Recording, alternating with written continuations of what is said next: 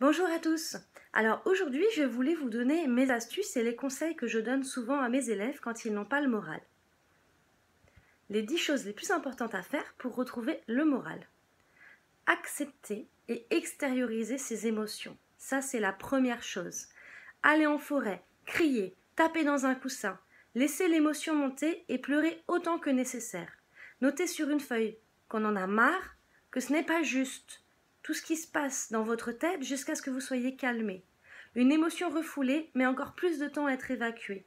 Plus nous essayons de l'enfouir, de la faire taire, plus elle prend de place. Elle attend juste que nous l'écoutions. 2. Se parler à soi-même. Interrogeons notre émotion pour savoir pourquoi elle est là, ce qu'elle veut nous faire comprendre. Une émotion est un système d'autodéfense. Elle est là pour nous avertir que quelque chose dans notre vie ne nous convient pas ou plus. À nous de l'écouter pour savoir quoi et comment aller mieux. 3. Sortir. Boire un jus avec une amie. Aller à la plage, dans la forêt, faire les magasins. Le fait de changer de lieu, changer d'atmosphère, permet de prendre de la distance physiquement avec ses problèmes et d'y voir plus clair. Bouger. 4. Danser, courir, faire du yoga, du qigong. Le fait de bouger nous remet dans notre corps et nous sort de nos pensées. Dans notre corps circule l'énergie et lorsque nous allons mal, nous avons tendance à nous replier sur nous-mêmes et à nous couper de notre énergie vitale. Cette même énergie qui nous permet de retrouver joie et fluidité. 5. Faire le vide. Faire de la méditation guidée ou pas, de la sophrologie, des exercices de respiration. Nous avons tellement de pensées par jour que notre cerveau a besoin de temps pour tout ranger correctement. Sinon, c'est le fouillis et nous ne savons plus ce qui est bon ou pas pour soi. Faire une technique de relaxation permet de retrouver son calme intérieur et d'y voir plus clair. 6. Prendre soin de soi. Se faire masser, pouponner, coiffer par quelqu'un ou se masser, se pouponner, se coiffer, bien s'habiller, prendre un bain avec des bougies, une bonne odeur, de la musique.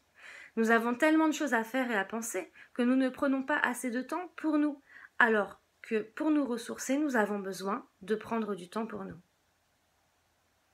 7. Ranger, faire le tri de sa maison, de sa voiture, un placard, ses vêtements, ses papiers, le garage. Lorsque l'on fait du tri, nous faisons inconsciemment aussi le tri dans notre tête. Et cela nous fait un bien fou de se débarrasser de ce dont nous n'avons plus besoin, de se recentrer sur l'essentiel, sur ce dont nous avons vraiment besoin. 8. Rire. Faire un jeu de rôle. Regarder un film comique ou des humoristes. Raconter, écouter des histoires, des souvenirs drôles. Pour y voir plus clair dans une situation, il est important de ne pas garder le nez dedans. À tout le temps y réfléchir, le plus souvent les réponses arrivent quand on ne les attend plus. Retrouver l'envie de rire, à en pleurer des fois, la joie de ce grand sourire sur vous, sur les autres, permet de lâcher prise et d'être beaucoup plus serein pour voir les bonnes choses pour vous. 9. Être créatif. Fabriquer des objets, peindre un tableau, un mur, des figurines, faire un bracelet de perles, concevoir votre propre mandala, faire un poème, etc. Je ne sais pas si vous avez connu la série à la télé MacGyver, qui passait à la télévision, mais ce personnage était hyper créatif et il trouvait toujours des solutions à tout. Soyons comme lui, réveillons et développons notre créativité pour ouvrir nos œillères et avoir une vision plus large de la situation. 10. S'écouter et être soi-même. Envie de manger des pommes, de faire un gâteau au chocolat, de dormir toute la journée, de faire de la balançoire, qu'est-ce qui vous en empêche? Ne me dis pas le travail, les enfants, il y a le week-end, il y a les nourrices qui sont là pour ça, il y a toujours des solutions. De quelle qualité avez-vous besoin à l'intérieur de vous pour enfin oser être vous-même et vous écouter? Appelez-la car elle est déjà en vous.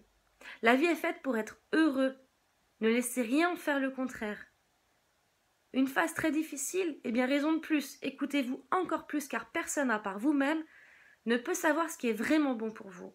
Il n'y a qu'en étant soi-même et en s'écoutant que l'on peut vraiment être heureux. Très belle et joyeuse vie à tous. Vous avez aimé mes conseils? Retrouvez les séances, les stages et les formations en développement personnel, sophrologie, PNL coaching et énergétique sur le site www.universdetre.fr. À bientôt!